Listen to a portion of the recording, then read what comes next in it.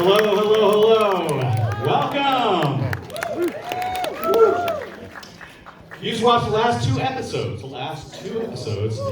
of season 1 of the Disney Plus original series American Born Chinese, the genre-hopping series based on the graphic novel the same name by Jin Wang. And I hope you guys enjoyed it.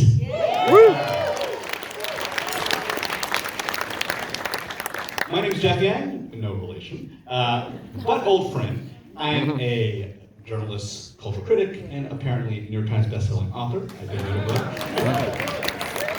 But I have the great, good honor of being the host and moderator of the panel that you're about to have here. We have the cast and crew of this incredible series here. And I want to just welcome them one by one, beginning with the executive producer, Melvin Marr.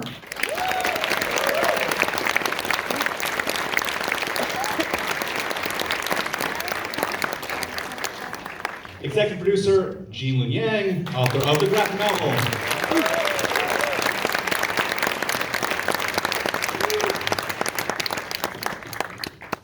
And the series stars, Daniel Wu, who stars as the legendary Monkey King.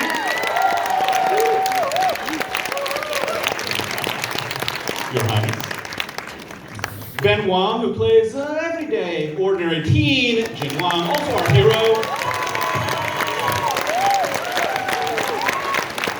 Spoiler alert, for the scroll. Sydney Taylor, who plays Amelia.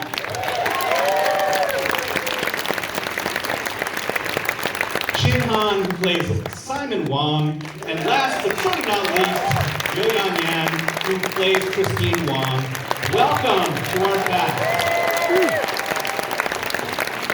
And I'll take this. So, first of all, I snuck into the back just because I wanted to hear what this felt like with a gigantic crowd. I mean, it's different from sitting on your couch and watching it. Very intimate experience when you do that. This was great. It brought some tears to my eyes just to hear people laughing along and vibing, you know, kind of getting this stuff. I wanted to actually begin by just talking about how this all began. And Jin, I'm going to begin with you. Just sort of dive into the process of adapting this. I mean, I've known you for a while. I've adored your graphic novel, American Born Chinese, pretty much since I first read it, which was not long after you wrote it. But we've kind of talked before about how this is, it's always felt almost like the great white whale, not so white, but the great whale, in that it was an impossible project to me. Like, I could not imagine how this could be adapted for the screen. And I wanted to ask you a little bit about that. I mean, you've had, I think, other people approach you before with ideas of how to do this.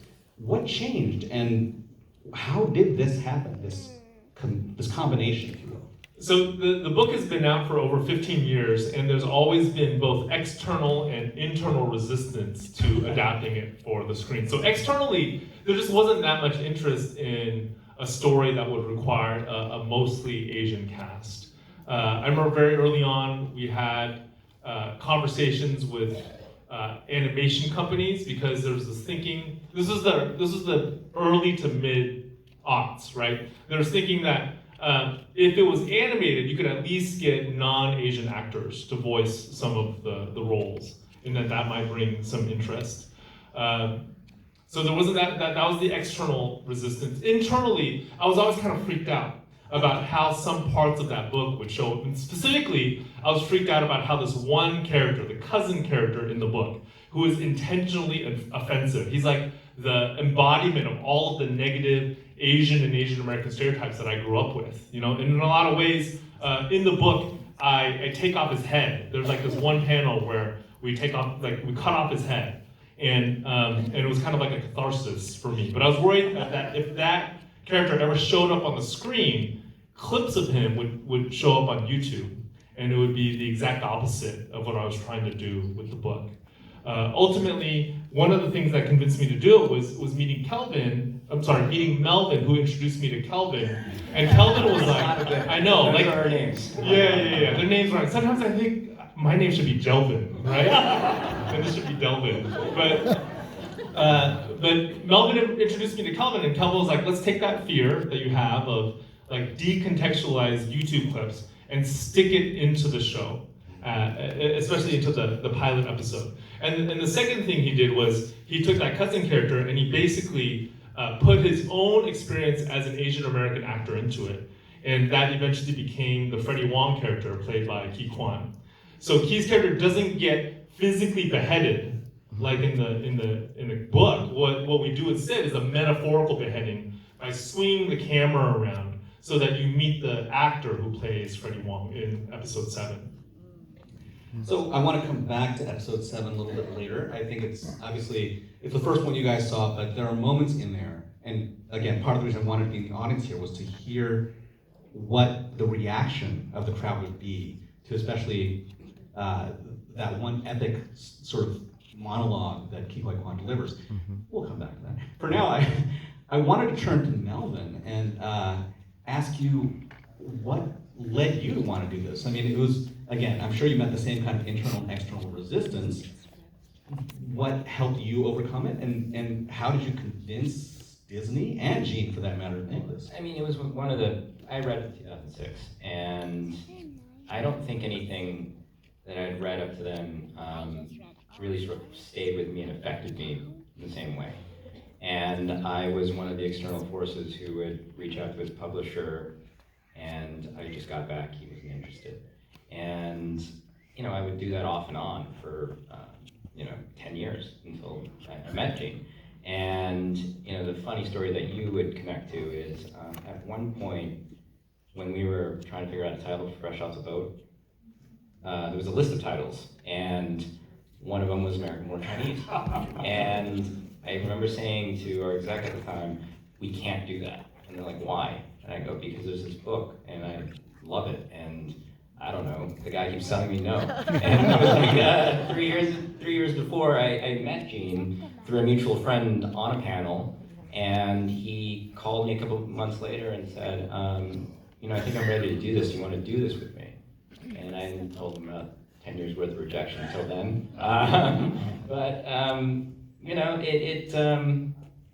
It's one of these things where your heart is with it, and you just have to stick with it no matter what, And even within Disney, previous to being at Disney branded television, it was set up at another platform, and it didn't work. But that's the beauty of being at a place like Disney, right? Bugging you guys. You can move different platforms, and I spoke to Io Davis about it when Disney Branded formed, and she read it and immediately gelled to it and thought we should do this.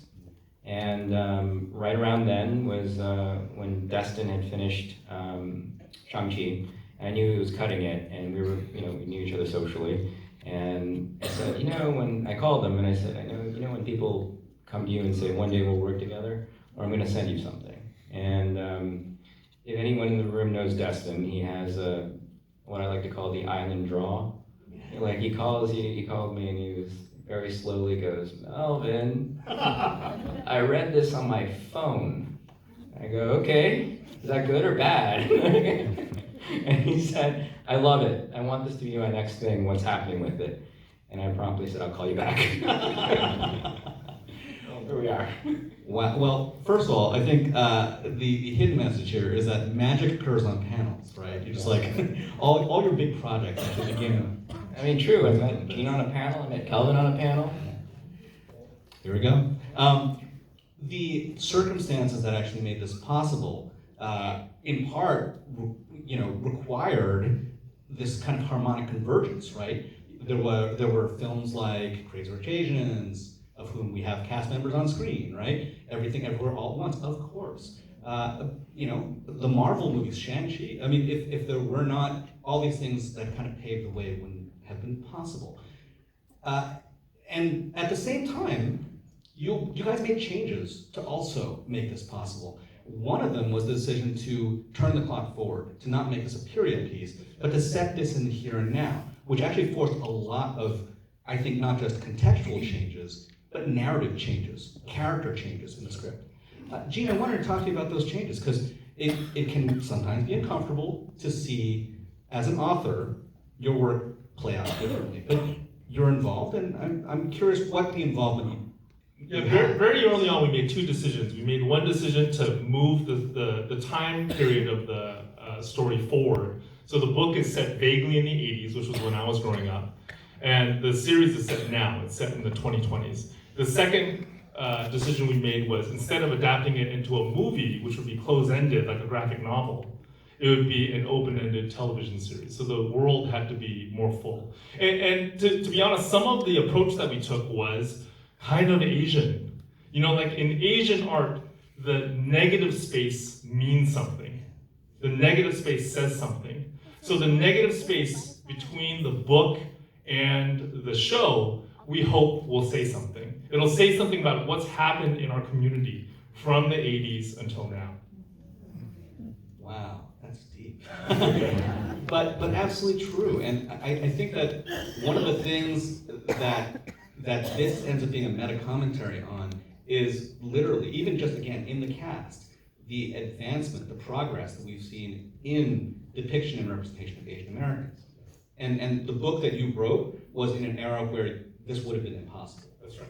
But this show is proof that it's not. So one of the big reasons that I alluded to that makes this possible is that we now have this constellation of Asian American stars, right? I mentioned, again, these incredible movies, but you managed to somehow lure everybody from all these movies to kind of come onto this project. From obviously Oscar winners Michelle Yeoh and Ke Huy Quan, and a few other surprise stars from the amazing Everything Everywhere All at Once. They're not in these two episodes, but go back and watch them. They're great. You have Ronnie Chan, Jin Yang, right? Also in prior episodes, although Ronnie is in this one as the Mad Monk Wukong. And then blockbuster directors like Destin Daniel Cretton. So I want to turn to our cast members on stage here and just ask, what was it like working with this incredible cast, yourselves included, but also all the people who aren't on stage? The key I want to talk about, and maybe I'll throw this out to you, Ben. And he's one of my favorite people. He's a guy who is happy to be there wherever he is. He's so humble, he's so talented, but he has this kindness in him. And I wanted to know what it was like just to work with him. I mean, even in just this one scene here, in the episodes we watched. Yeah, it's about exactly what you would expect. He's, as you say, he's such a generous. I mean, he's talented. He's incredibly talented, but first and foremost, he's a generous, good person. And everybody on this show, all of you asked what it was like to work with all of them. It was terrifying. Before we started, I had lots of nights anticipating what it would be like to work with, all of these incredible stars. But as soon as we began working, as soon as I met all of them, it was immediately, it felt like family. It felt like home. And everyone was so generous and open and inviting to us younger talents that it was easy and it was fun. And it felt like we were sort of working on something together as one community. So it's incredible. And the feeling of community is palpable, right? I will say that one of the things that really warmed my heart in particular was seeing Michelle Yeoh, the queen, now upgraded to goddess, right? Playing a role that was both so regal, as she often is, but also so comforting, so warm, so so normal, and yet still capable of badassery, right? And I wanted to ask Daniel, because you guys were both in the same industry, that other industry, the one in Hong Kong, for a long time. But this is the first time you've actually had a chance to work with her, right? Yeah, we've known each other for over 20 years, and we've tried to work with each other many times. She was tremendously warm and nice to me when I first started in the business in Hong Kong. And so we've always had a great relationship, and we'd run into each other at all kinds of events and everything, but we'd never worked together. So when I heard that she was going to be on this, Melvin asked me to play the character, but the second thing that made me come into this was Michelle. I texted her right away. I go, are you doing this? And she's like, yeah, get your butt down here. And so that immediately, I called Melvin back, okay, I'm in. I'm in. Michelle told me to do this, so I'm in. But it was incredible to work with her because she is a lot like the character that you see on the screen there, that she is our goddess, she is our legendary Michelle, but she is such a warm, motherly person in real life. And so she kind of set the tone on set for this family environment that Ben's talking about, that we knew we were doing something special, but she's so humble, so down to earth, and she's so encouraging. And like, we knew as kind of like the veteran actors that we're here to support the young guys on this show, and the whole show kind of like revolves around them. And so she set that tone to kind of support and nurture this next generation of actors. I mean, we've been doing it for a long time, but it's their first leading roles here, and so we want to make sure that it goes super smooth for them.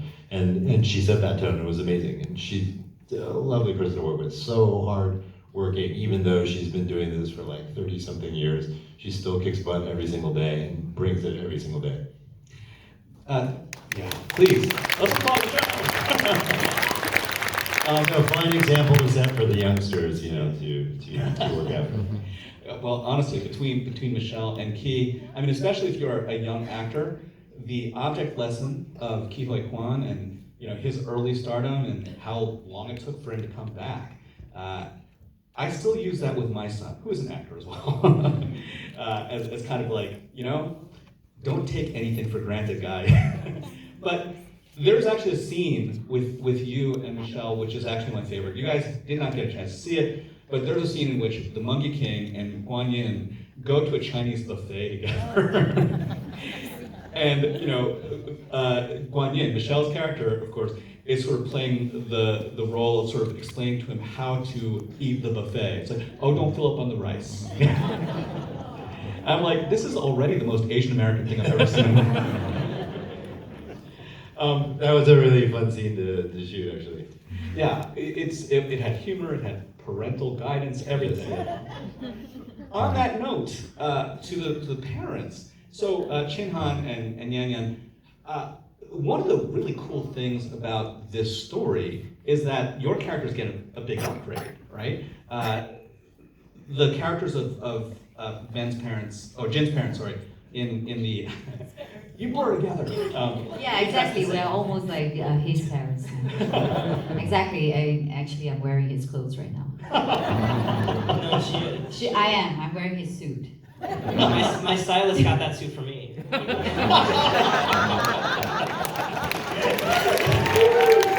she looks so much better in it. So we share clothing. So mom and son are the same size. Exchange clothes together. This is being Asian. Look great. Second, you look fantastic. So Thank you. I wanted to talk a little bit about both your experience just acting in this, and one thing I wanted to call out is this is another kind of showcase for performers from Singapore, Malaysia, Southeast Asia. I really feel like it's been a bit of a moment where, from Michelle to you guys, Ki obviously, who hails from Vietnam, there is another set of dimensions of diversity being expressed on screen. But I wanted to ask you guys about what it was like to be a part of this particular production. I mean, for me, the desire to tell great stories is universal. Wherever you come from, wherever you're from. I'm lucky, I have a chance to work with many different film crews, film production from all over the world.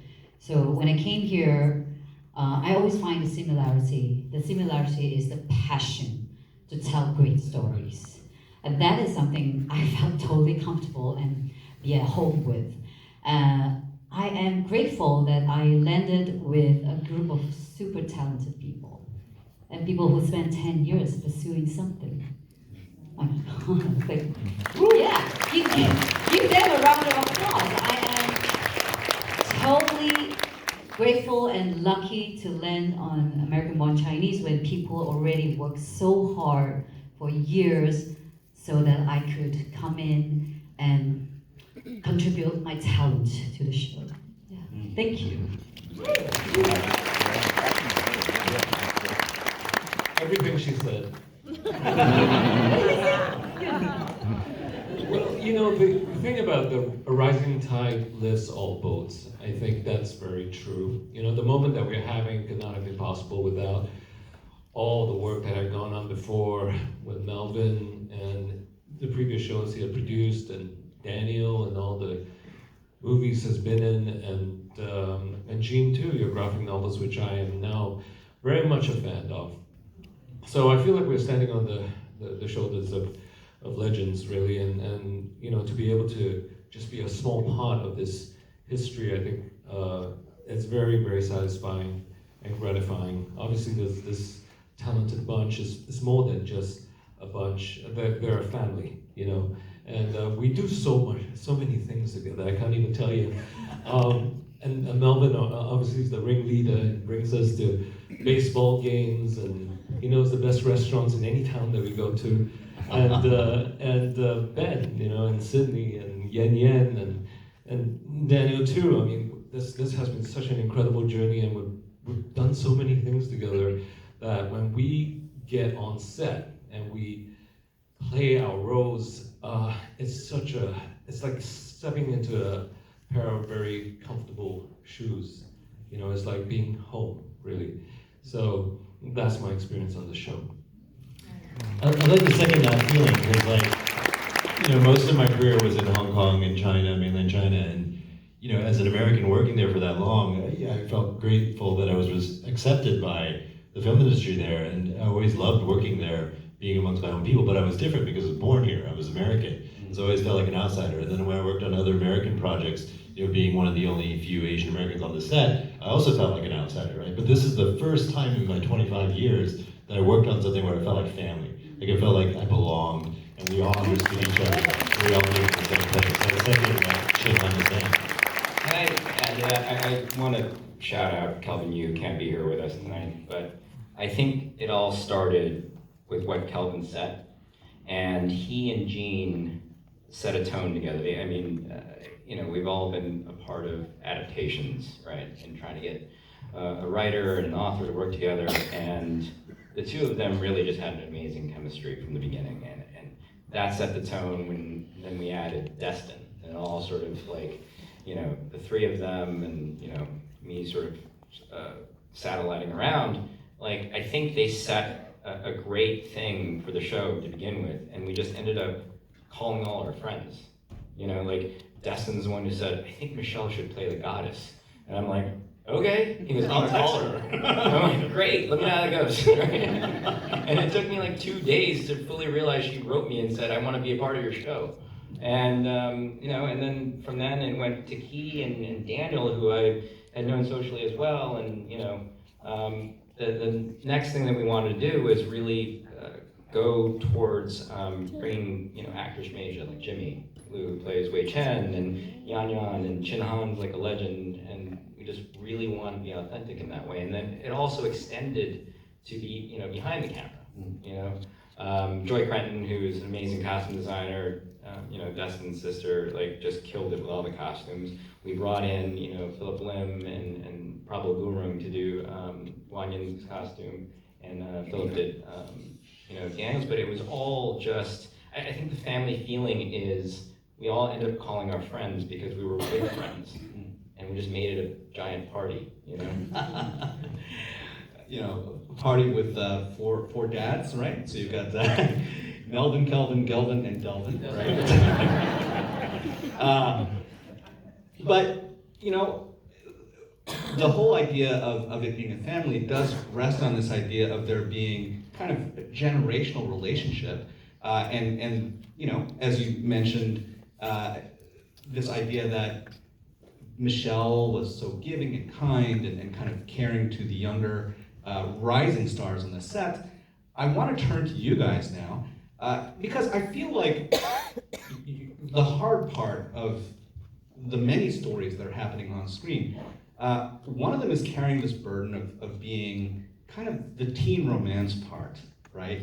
And I say this because for Asian Americans in particular, the sort of teen romantic comedy is a fraught genre, right? It's for those of you who remember the 80s and John Hughes movies, etc., this is not a genre which treats us super well. And at the same time, it's one also that carries a lot of baggage. It's there are tropes and conceits and sort of cliches around it. So making it work is hard, but you guys perfected, I thought, not just having terrific chemistry on and off screen, but also kind of showing a very authentic awkwardness and Yeah, it was so hard. We worked really hard on it. Did a lot of research, read a lot of books about it. See, that's good.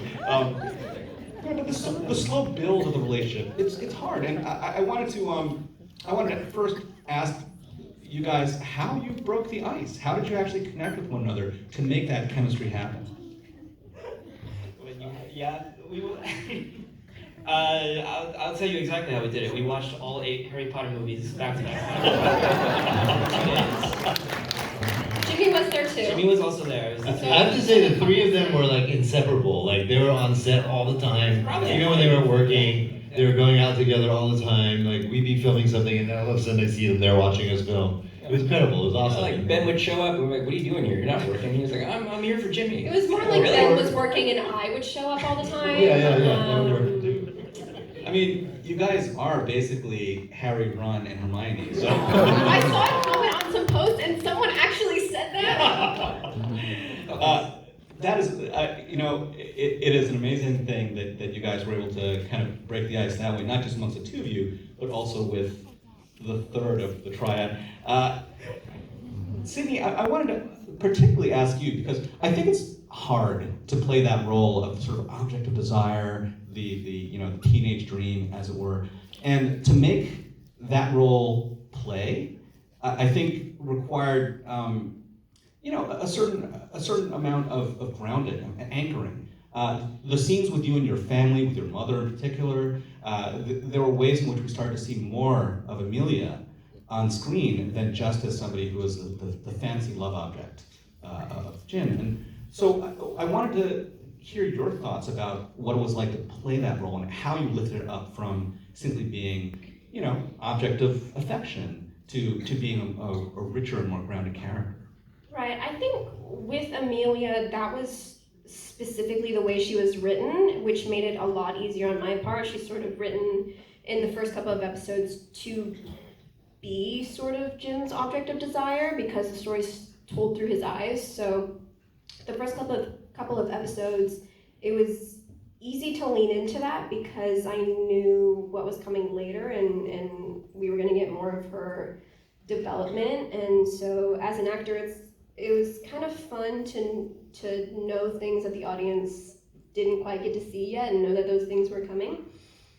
And so as we get to see the story continue on, she served as a really good parallel, I think, for Jin in that, because the story follows him, we see that he's struggling with his identity and with his parents and generational things and things with himself and things that everybody goes to. But if you're watching the show, it feels like an Asian American experience. And so then as the story continues and we get to follow Amelia home, I think she really serves as sort of the reminder that this is everybody who's 15 is hard and awkward and weird, and trying to figure out your first relationship is hard and awkward and weird. So I think in dealing with that relationship between them and not exactly either of them knowing what it was, I think, because they're young, you're still trying to figure it out, they've never done this before, so I think me and Ben both really tried to keep it as grounded as possible and as real as possible and take from our own personal experiences when we were younger and use those to keep it as authentically awkward as we could. It's all real. But I think that the cringe was real. The cringe was real. Literally, we would walk off set sometimes and people were like, ooh, that was hard to watch. Thank you. Thank you. I think Ben made it such a easy thing for me. Kelvin made it such an easy thing for me. Each director made it so easy. I feel like her development as a character was not on me alone, and I am so grateful to everyone that contributed to that. Well, I appreciate that both in the script and in your performance, that Amelia is the one who actually ultimately seals the deal, right? Nice. I want to turn now to talk a little bit more about the story and both its universality, but also its specificity in addressing Asian stereotypes. We all, of course, watched episode 7, and there are things going on in there which I could not really have imagined being on screen as candidly, as frankly as they were, even just a few years ago. And I can't imagine anybody better to deliver it than Ke Huy Quan, who's basically telling his own story up there, right? Mm-hmm. So I wanted to ask, given the fact that this is so many things, it's an action comedy, it's got slapstick, it's got incredible kung fu, it's got family drama, it's got teenage romance, but it also has this message. And I wanted to ask Melvin first, can we talk about what you were trying to do with episode 7? What was it that actually made this episode so important? And I think especially that show within a show being pulled forward and becoming so real with that panel inside the movie. I mean, I think Gene has talked about it before, but credit goes to Kelvin Yu on it, where he really took Gene's fear and had the idea of doing the show within the show and putting it front and center. And my connection to it with Ke was just, Ke was very hesitant when he first read the pilot script, didn't know the rest of it. And it took a conversation, during the holidays before we started shooting that year to really convince him to just listen to where Freddie Wong goes. And I literally called him between Christmas and New Year's while cleaning out the garage and said, buddy, we've known each other for a few years, and I said, I need you to just consider this. Just please, you're the only guy that can do this. And I love him as much as you love him, and the greatest guy on earth, and just said, okay, I'll listen to you guys. And he got on the phone with Destin and Kelvin and realized how important this role was, and that he was the only guy that could pull it off. He's an amazing guy. Vote for him.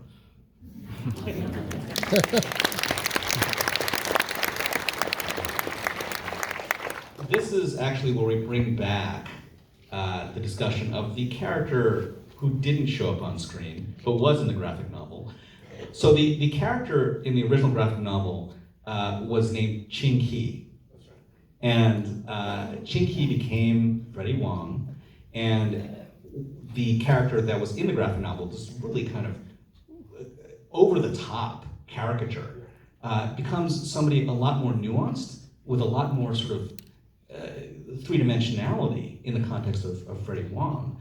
But I wanted to hear the conversation that you had with Kelvin, in which he was able to both convince you to do this, and then show you why it was important. Yeah, ultimately, to be honest, I just don't think the cousin character in the book could have made the leap to the screen. I think he would have been overwhelming. He's supposed to feel overwhelming in the book, and I think there are things that you can do with drawings. There's things that you can do with cartoons that don't necessarily translate into live action. So when we made the decision to go live action, the cousin character had to change. And what Kelvin did was, the Freddie Wong character is in part Ke's own story, but it's also Kelvin's story. Kelvin isn't just a writer, he's also an actor. He played Aziz Ansari's best friend in Master of None. And his very first role was actually for a character called Freddie Gong on a show called Popular. And the whole point of that character, that Freddie Gong character, was he was the butt of a joke. And what made him funny wasn't any sort of characteristic about him, it wasn't his personality, it was the fact that he was Asian. So in a lot of ways, the Freddie Wong character is kind of Kelvin working out his demons on the screen, in the same way that the cousin character in the book was me working out my own demons. Wow. So that whole process of kind of generational exorcism continues. And at the same time, that notion of generational exorcism, I think, is kind of a theme in the show. What we see is at the parental level, whether we're talking about the Monkey King and his son, or whether we're talking about Simon and Christine and theirs, or even Sydney and her mom, right? There are all these things in which the parents have clearly gone through this journey of maturation, but have lost some things along the way. And part of what they're trying to do is both find those things, but connect and communicate with their own kids. To that point, I wanted to turn to Chinhan and Yann. The characters that I mentioned of the parents in the graphic novel are they're sort of like background characters, but they're actually amongst the most emotionally satisfying and interesting characters of the series. I love the fact that Simon, your character, carries this arc of a guy who, as many immigrants have, came to this country with a certain dream as kind of the hero of his own story, and then found himself pushed into that sort of background role character. And the only way he can get it out, as you see in other episodes, is by sitting in his car and screaming heavy metal lyrics. What was that like? And I mean, did that feel like something familiar to you? It was very cathartic to sing Blaze of Glory, I think. I think I liken it to a primal scream, right? Like Munch's painting of the primal scream. He came to the U.S. with a dream and with the love of his life, and then and then slowly, little by little, his dreams get eroded, his confidence gets eroded, and he's trying to find his way back, and he's trying to find his way back for many reasons. One of which is his son, right? Who he is now a model for. So I think the push and pull of that, where there is a desire to take a risk against the desire to provide for his family with security, that is constantly in play with him. So I think that drove the character throughout the series, and I think it was important for us, especially with Yann and Ben, and we spent a lot of time together because to find the groundedness of the character, especially with all this mythological the story happening and martial arts, we wanted to find something that was true. So there are a lot of things that you actually don't see, because it's actually out of frame, or we haven't really, or didn't make it to the final cut. Like every time I step into the house, I'm actually taking off my shoes and putting on a pair of slippers, and you don't see that. And then also that scene where we step into the car after having handed the Monkey King the medication. We're very particular about hygiene, right? Asian people. So if you watch that scene carefully now, we're actually wiping our hands with sanitizer and tissue. So all the stuff, I think came very naturally to us, but we just wanted to be sure that we didn't miss any of it, and that was part of our journey with this. You don't know where that monkey's been, right? I've got to share this story. Ben and I was walking on the street the other day, and this lady came to us. She was walking a dog, and she had tears in her eyes and said, "Are you the actor from American Born Chinese? I love your show. I'm so touched." And then she said, "My son is so inspired by the show, and he loves." Then Ben said, Ben is so kind. Ben said, "Would you like to call your son out?" So she just called her son out. And then later on, she "Can you help me with the story?" You were there, come on. It was a teary-eyed moment. It was very sweet. It was very She's sweet. very, she's a first-generation Romanian immigrant. Yeah, and then she was telling us how much she and her family was touched by the show, and that she was teary when she was talking to us, and both Ben and I were teary. And I think these are the moments that being an actor, that I'm grateful I'm in this project that inspires people. And mom, when the boy was talking to Ben, Mom was actually talking to me, and then she said, it gives boys so much more courage, because just the day before, someone in school asked him to go kill himself. So when I heard her say that, I was like, I'm so grateful that we, as creators, storytellers, we're able to tell stories that nurture people's heart. Yeah.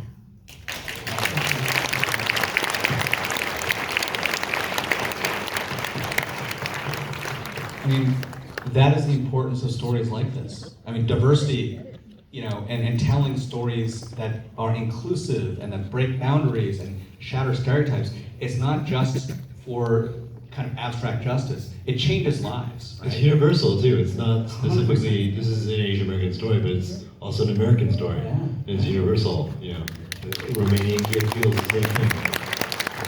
In the title, American Born Chinese. One of the other stereotypes that's actually shattered, I want to talk about the principal scene. Oh, sorry? We're getting a wind down. Okay, we got to wind down. We won't talk about it, but it was a great scene. Let us just actually tie up with a little bit of discussion on the deeper context of this, which is the story of Monkey. And it's a legend from China. It's an iconic story, but it's being made relevant here in America through this series. I just want to ask you, Jin, what does this story mean to you, and why is it that the story of Monkey is so resonant? Monkey King, his story was first told in a novel called Journey to the West, which was written 500 years ago, one of the 4 pillars of Chinese literature. He is kind of a symbol of being Chinese. He's a symbol of Chinese culture. So to have him on an American platform like Disney Plus, it just means a lot to us. Yeah, amongst Marvel heroes and all that, we're allowed to show our It's an opening up of a pantheon. As I mentioned to Jean earlier in the green room, this is really the superheroes that we grew up with in a lot of cases. If you're a Chinese anywhere in the world, the story of Monkey is Superman to you, right? And for the first time, through the magic of Disney and the magic of television, we're seeing this play out here in the true Journey to the West. I just wanted to say, for all of you guys, this is a special series. I hope you guys recognize that. I hope you do consider it. I want to thank you very much, all of you guys in the panel, for being part of this, and all of you here in the audience, on behalf of Disney branded television and 20th Television, Disney Plus. We just want to thank you for being here today, watching this with us, and having this conversation. All 8 episodes are actually on Disney Plus. You can go back and watch them. Thank you. Thank you. Thank you guys so much.